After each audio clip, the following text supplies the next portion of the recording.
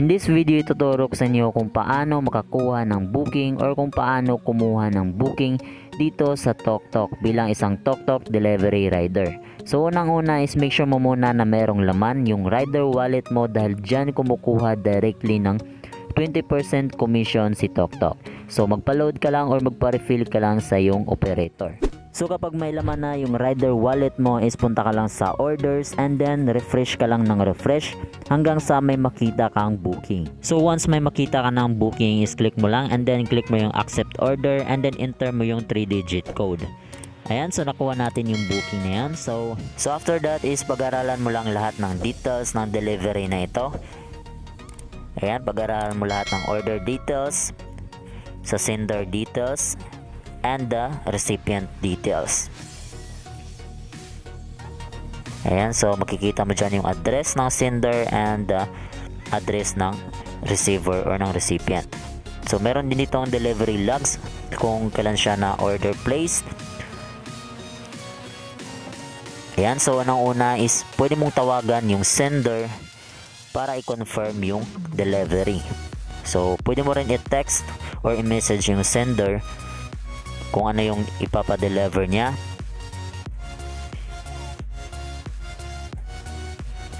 Ayan, so shout out sa lahat ng Bisaya dyan. So tatanungin mo lang kung ano yung item na ipapadeliver niya at kung meron ba itong COD or for delivery lang. Meron kasing ibang customer na nakalimutan nila maglagay ng COD amount or cash on delivery amount. So ayan, i-click mo lang yung on my way to pick up the item. So dito sa sender details is may makikita ka dyan na icon. So click mo lang yan para ma-redirect ka sa Google Map or sa Waze kung ano man yung naka-install sa cellphone mo. Ayan, so ma-redirect ka sa exact location ng sender. Ayan, click mo lang yung start and then makikita mo na dyan yung rota mo or yung route kung papunta doon sa sender. So follow mo lang yung rota na yan. Make sure na panoorin mo ng buong video na ito dahil in the last part of this video is may isa-share ako sa inyong 3 tips para makakuha ka ng maraming bookings. Ayan, so malapit na tayo sa sender. So ayan, nandito na tayo sa address ng sender. Ayan, balik ka lang sa TokTok Rider application and then i-message mo yung sender na nandito ka na sa location. Ayan, so after that is click mo lang yung I have picked up the item and then picturean mo lang yung item or yung kasama yung sender. So ayan.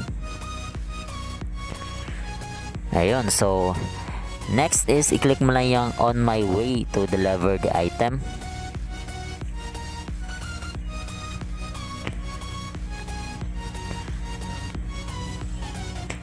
So next is scroll down mo lang and then punta ka lang sa recipient details. So makikita mo dyan yung address ng recipient and the name and contact number ng recipient.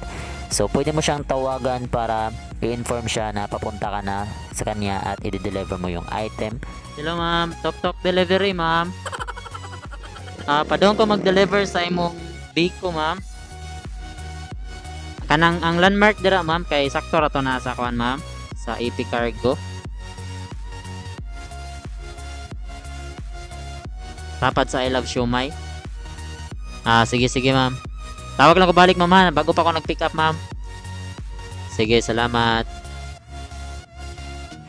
Next is pindutin mo ulit yung icon sa right side ng address para ma-redirect ka ulit sa Google Map para makita mo yung exact address ng recipient. Ayan, so click mo lang ulit yung start and then meron dyang estimated time na 16 minutes bago ka makarating doon sa recipient address or doon sa receiver's address. So ayan, so biyahe muna tayo. Ayan, so malapit na tayo sa recipient or sa receiver's address. And nandito na tayo. So ayan, balik ka lang sa TokTok Riders app and then tawagan mo siya yung recipient or i-message mo yung recipient na nandito ka na sa recipient's address or sa receiver's address. Ayan, so Bisaya mode ulit. And then click mo lang yung I have delivered the item and picturean mo lang yung item kasama si client.